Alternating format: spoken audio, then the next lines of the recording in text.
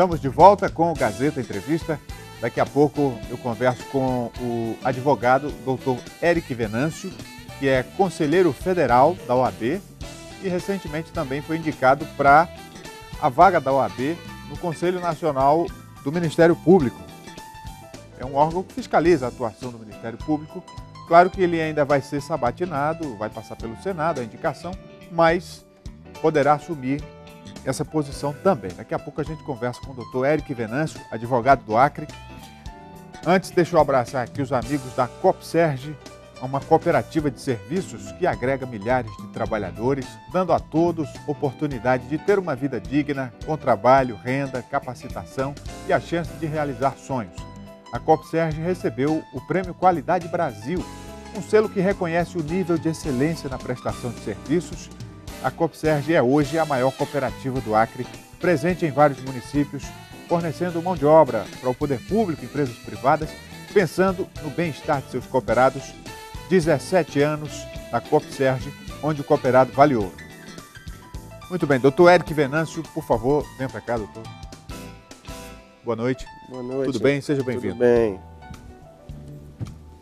Então, doutor Eric Venâncio, eu quero começar, primeiro, dando uma olhada no panorama político brasileiro, que hoje o judiciário está em evidência por conta da Operação Lava Jato e tem sido muito didático para a sociedade acompanhar tudo isso, não é? Porque a gente acaba aprendendo o que se deve ou não fazer, do ponto de vista da conduta individual de cada um, mas do que as autoridades devem fazer, de quais são os limites, tanto do executivo, quanto do legislativo, quanto do judiciário. Como é que o senhor avalia tudo isso, não é? Especialmente de uma posição que o senhor ocupa como conselheiro federal da OAB?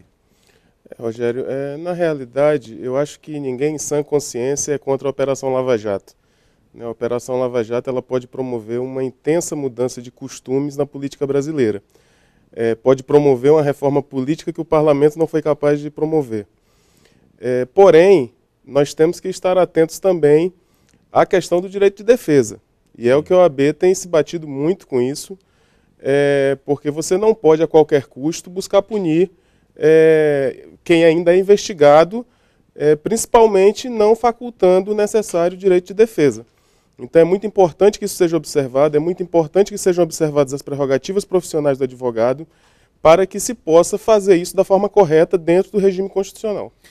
Doutor Érico, o senhor foi indicado para possivelmente ocupar uma vaga no Conselho Nacional do Ministério Público, que é o órgão que regula, fiscaliza a atuação do Ministério Público. Pois bem, aí a gente entra na questão do direito de defesa, nas prerrogativas dos advogados, que às vezes acontecem conflitos, né, com o Ministério Público. Sem dúvida. E eu vou dar um exemplo prático, né? A gente às vezes vai para uma audiência ou acompanha um julgamento e a própria configuração ali do desenho das autoridades, de como se posicionam, o Ministério Público tem um certo privilégio, né, porque ele fica numa posição superior à do advogado. Como é que o senhor vê isso? Isso é uma arquitetura, né, uma formatação que ao longo do tempo se estabeleceu e que o Conselho Federal da Ordem dos Advogados do Brasil, inclusive, está tentando fazer com que isso seja modificado. Se Ministério Público e Advocacia têm que ser tratados como iguais, com paridade de armas, não há justificativa para que o promotor, primeiro, fique num plano superior ao do advogado e, em segundo lugar, fique sentado ao lado do juiz como se presidindo a audiência estivesse. Isso quando não presidem a audiência. Para algumas pessoas, isso é uma coisa de só menos importância. Mas nós não entendemos. A advocacia entende que se partes são, no mesmo patamar devem estar. Porque não é necessariamente o ponto geográfico que conta, mas é a simbologia, né? É o status, são coisas sutis, mas que têm relevância. E que tem reflexo, por exemplo, na oitiva de testemunhas, tem reflexo junto a quem é acusado, as partes. Sim. Então isso realmente deve ser reparado a fim de que haja efetivamente paridade de armas. A advocacia não deve ser contra o Ministério Público, assim como o Ministério Público não pode ser contra a advocacia. Ministério Público, Judiciário e Advocacia são pernas do mesmo tripé, que é a Justiça. Sim. Então eles têm que se respeitar, mas também tem que ter os seus limites obedecidos. E a gente também não pode generalizar, né? Existem casos pontuais que extrapolam os limites, mas que, em geral, os promotores cumprem a sua função, sabem do seu papel. Nenhuma. Agora, nessa expectativa do senhor integrar o Conselho Nacional do Ministério Público, como é que o senhor vê esses casos recentes de promotores que, por algum motivo, foram disciplinados, né? Também casos em que, às vezes, o Ministério Público Estadual, não estou falando especificamente do Acre, mas que o Ministério Público Estadual não apura a fundo ou demora na apuração e acaba a coisa indo desaguar no Conselho Nacional? Para isso serve o Conselho Nacional do Ministério Público, né? O Conselho Nacional do Ministério Público foi criado pela Emenda Constitucional 45, em 2004, e visa exatamente a fiscalização administrativa, financeira e disciplinar. Então, no exercício de suas atribuições, o Conselho Nacional do Ministério Público pode, por exemplo, avocar um processo correcional que está ali numa determinada corregedoria de um Ministério Público Estadual ou do Ministério Público Federal, para que o próprio Conselho Nacional do Ministério Público apure essas condutas. Isso não é raro acontecer, né? Muitas vezes isso acontece, e evita, inclusive, que haja qualquer tipo de contaminação na apuração daquele fato, uma vez que o Conselho Nacional do Ministério Público é composto de forma heterogênea, por 2 representantes da advocacia, um representante do Supremo Tribunal Federal, um representante do Superior Tribunal de Justiça, um representante da comunidade, um é indicado pelo Senado e outro indicado pela Câmara dos Deputados, e o restante de sua composição por membros do Ministério Público. Então há uma segurança na isenção desse julgamento. Mas esses casos vão de ofício ou o Conselho Nacional tem que ser provocado? Podem ir mediante provocação, mas podem ir também mediante, podem ir de ofício, podem ir por avocação, que nós chamamos, né? Que é retirar a competência daquele órgão local e levar a demanda ao conhecimento do Conselho Nacional do Ministério Público.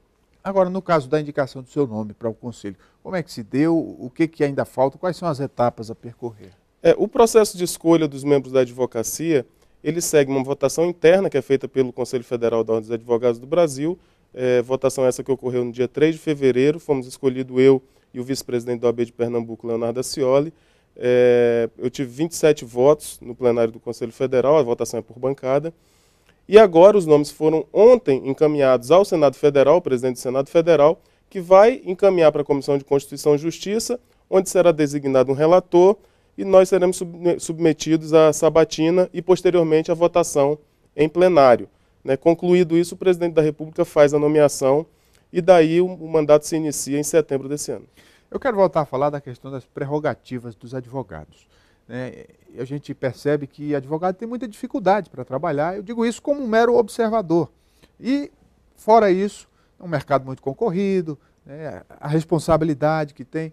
Fora isso, por exemplo, a gente acompanha o Ministério Público do Trabalho fazendo objeções à questão das sociedades de advogados. Como é que o senhor vê isso? Há recentemente um problema que tem afligido a sociedade de advogado, que é a atuação do Ministério Público do Trabalho em relação aos contratos de associação. O que é isso? Dentro de um escritório de advocacia, você pode ser sócio e você tem advogados associados. Que é firmado um contrato de associação e esse advogado trabalha em associação com o escritório de advocacia. E o Ministério Público do Trabalho, principalmente no Rio de Janeiro, em São Paulo, tem tentado descaracterizar esse contrato de associação, querendo demonstrar que há efetivamente uma relação de emprego entre o advogado e o escritório. O problema não é você apurar os casos onde há abusos. O problema é você fazer a generalização. Para que você tenha ideia, das 40 mil sociedades de advogados que nós temos hoje registradas no Brasil, apenas 40 casos foram constatados. Menos de 40 até, entre 30 e 40 casos. Então não pode haver essa generalização. Vamos apurar onde há abuso, onde está havendo fraude, onde está havendo burla à legislação e vamos punir. O Conselho Federal da OAB não é contra isso.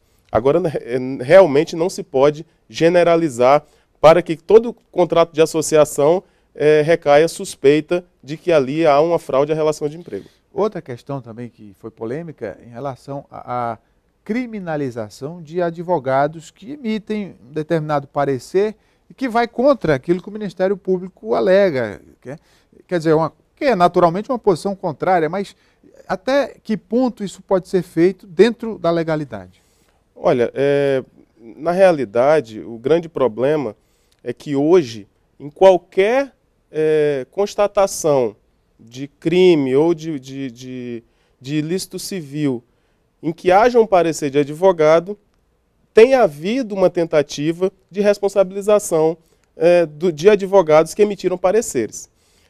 Eu chamo a atenção que, da mesma forma que a advocacia já se posicionou contra a lei de abuso de autoridade, no projeto da lei de abuso de autoridade, naquilo que ela tenta punir o crime de hermenêutica, ou seja, a opinião técnica que alguém dá num determinado processo, ela não pode tentar punir o advogado que deu uma opinião técnica no processo administrativo, né? Então isso também deve ser apurado, se houve conluio, se o advogado realmente compactuou com o crime, compactuou com a ilegalidade, ele deve sim ser punido. Agora, generalizar para que qualquer parecer dado em um processo em que se viu ilegalidade, o advogado ter que ser punido, isso aí nós não aceitamos e vamos lutar efetivamente, inclusive dentro do âmbito de atuação do Conselho Nacional do Ministério Público, para que seja resolvida essa questão. Muito bem. Doutor Éric Venâncio, advogado, conselheiro federal da OAB e futuramente, pelo menos a gente está na torcida, obrigado, doutor, que o senhor seja também um membro do Conselho Nacional do Ministério Público. Muito obrigado pela entrevista. Eu que agradeço, Rogério, pelo espaço. Vamos fazer um intervalo, o Gazeta Entrevista volta já.